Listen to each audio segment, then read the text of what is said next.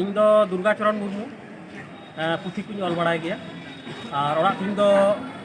ᱠᱷᱚᱭᱮᱨᱯᱟᱲ block ᱥᱟᱨᱮᱝᱜᱟ ᱡᱮᱞᱟ ᱵᱟᱸᱠᱩᱲᱟ। পুঁথি ᱫᱚ নাখায় কলেজ রে পড়াও অক্ত খনা গিᱧ অল এদা মানে 2003 সাল খনা পুঁথি কোኝ অল এদা তবে উন দো বই উচ্চান দাঁড়া কাদা পাঠুয়া জীবন রে তো ওনা তায়ম 2000 পয়লো উচ্চান কেদা ই 2013 সাল ঠিক আছে 2013 সাল রে মেটা পুঁথি উডুক কেদা হয় কানা সাহেব সাড়ি মানে কলেজ কোর্স রে সাহেব রে মানে গড় পুঁথি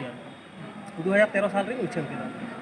তো নৌকা ñelogoa প্রায় 12 গোটাং লেখা পুঁথি উচ্চান আকাদা নে হাবি ঠিক আছে ওনা কো মেনা যেলেকা বীর সেরেñ 2013 অলচিকি বর্ণ পরিচয় ও সাঁওতালি ভাষা শিক্ষা 2014 চৌরীয় সাহেব সাড়ি 2014 চৌরীয় সাহেব সাড়ি পাস 2014 চৌরীয় সাহেব মেলা 2014 সার সারজম এসে নোয়া 2014 নোয়া দো ইন ভারত জাকাত অনলিয় গাঁওতা পাহাটা খনা মাঝি রামদাস টুডু অ্যাওয়ার্ড को एम का दिया 2014 साल रे नोआ सार सारजम पुथी एसे बोई रे ओना तायम मेना अनुवाद पुथी ओना थाकना केराप 2014 ओना तायम मेना सानताड़ी आभरण ओढ़े 2015 सानताड़ी छांदा बाखेड़ 2015 साहेब सिलेबास 2016 चिकी उपरूम 2016 गेलान दावाड़ 2016 सानताड़ पिसदम राजोआ 2017 अलचिकी सानताड़ी सेचे सागाड़म 2017 अलचिकी सानताड़ी सेचे सागाड़म अलचिकी 2017 अलचिकी अभियान 2017 सानताड़ी पांजी ओना कदो 17 18 19 20 21 22 साल हाबी ओना तायम मेना गज काराम 2018 मेना सानताड़ी टेस्ट पेपर माध्यमिक 2017 आर ओना साथे इन पे चांदोकियो सानताड़ी साहेब पताम सारी उछल दीदा तेहेñ गेलबार सेरमा पुथी ना नितुम दो कना सानताड़ी छांदा बाखे नोआ दो हाँ नोआ दो माड़ांग ते बांग्ला अक्षर ते उच्चार लेना 2014 साल रे तो ओना नितो पठुआ को लक्ति लेखाते ओना अलचिकी अक्षर ते नोआ उड़ाव होइना ते सानताड़ी छांदा बाखे पुथी दो को हताएत गया अबवा नितो जेहेतु सानताड़ी मीडियम ते ओलो पढ़ाओ एतहब अकना प्राइमरी खना विश्वविद्यालय हाबी तो ओना हतेते चाहिदा दो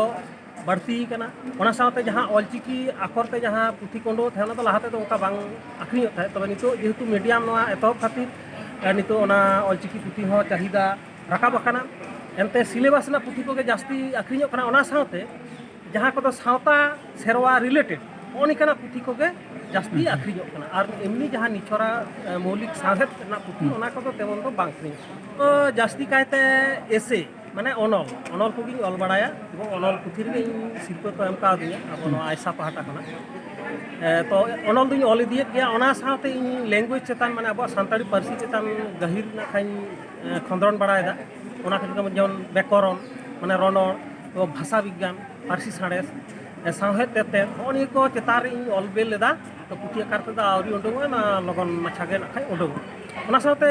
अनोहे को अल गया कहानी को अल गया तबे ओकाना पुथी दो आवरी उडोंग तिया तो ओना को तायम दाराम रे उछर नाई रिकेदा ऑनलाइन ते दो बइन आखरिन दा दो इन दो जेहेतु पुथी को छापायदा ओनी अलदा छापा हूं छापायदा आदो इन दो चला गया जहां करे अक्तो हुयो ओना करे पुथी आखरिन चला गया नोकाना जमेलाय को हुयो बाबा अनोली हिलमिल को बा जहां मीटिंग मिचिल झतो जगह नि इदी गया और ओना साथे जहां बुक सेलर को मेना को से उनको इन एमा को उनको 40% छाड़ते उनको एमा को अच्छा उड़ीसा झारखंड जतो जगह के बोइदो इया पुथी दुकान ना नितुम दो कना एसटी पब्लिकेशन माने सारटरांग पब्लिकेशन सारेंगा बांकुड़ा फोन नंबर दो कना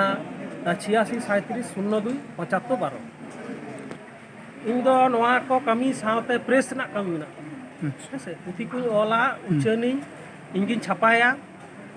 ओना लगाते प्रेस मेटांग मेना तिया